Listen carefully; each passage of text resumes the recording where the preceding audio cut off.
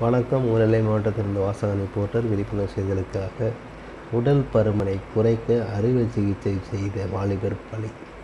2 தனியார் ஆஸ்பத்திரிகளில் சுகாதாரத்துறை அதிகாரிகள் விசாரணை செய்து வருகின்றனர். சென்னையில் அதாவது இன்றைய காலகட்டத்தில் உடல் எடை கூடுவதும் இது ஒரு இயல்பாகவே நடந்து கொண்டு இருக்கிறது.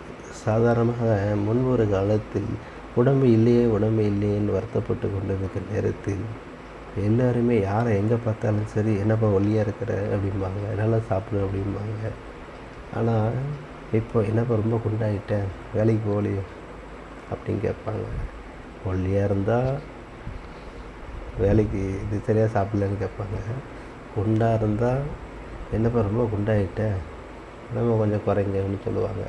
சில பேர் அதில் வந்துட்டு உடம்பு குறைக்கன்னு சொல்லிட்டு யூடியூப் பார்ப்பாங்க. யூடியூப் பார்த்து அதில் 2-3 விஷயங்கள் ஏதாவது இது சிம்பிளான இது கிடைச்சாலோ உடனே செஞ்சு பார்ப்பாங்க.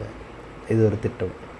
அதே மாதிரி ஒல்லியாக இருக்கிறவங்க குண்டாக வர்றதுக்கு என்ன வழி இருக்கோ அதையும் பார்ப்பார்கள் யூடியூப் மூலமாக.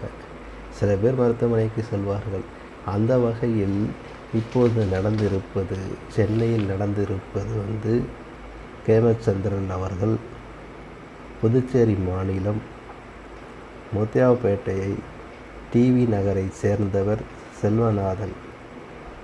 இவர் வயது 26 தான் ஆகியுள்ளது. உடல் பருமன் காரணமாக சென்னை பல்லாவரம் அடுத்த பம்மலில் உள்ள தனியார் ஆஸ்பத்திரியில் மருத்துவ ஆலோசனை பெற்றார். அப்போது அவருக்கு உடல் பருமனை குறைக்க அறுவை சிகிச்சை மூலம் கொழுப்பு நீக்க சிகிச்சை செய்ய முடிவு செய்யப்பட்டது கேமச்சந்திரனுக்கு. ஆக இப்படி இருக்கும்போது உடல் எடையை குறைக்க இவர் யூடியூப் மூலமாக பார்த்தோ செய்யப்படவில்லை. ஒரு ஆஸ்பத்திரியை தான் எல்லாரும் சொல்லிக்கொள்வது. நான் உள்பட மருத்துவமனையைத்தான் நாட வேண்டும் என்று சொல்லுவேன். அந்த வகையில் இவர் சரியாகத்தான் கையாளிருக்கிறார்கள். ஆனால் உடல் ரீதியாக என்ன ஆயிற்று, மருத்துவமனையில் என்ன ஆயிற்றுன்னு சொல்லி இப்பொழுது காவல்துறை, சுகாதாரத்துறை அதிகாரிகளும் விசாரணை நடைபெற்று வருகிறது.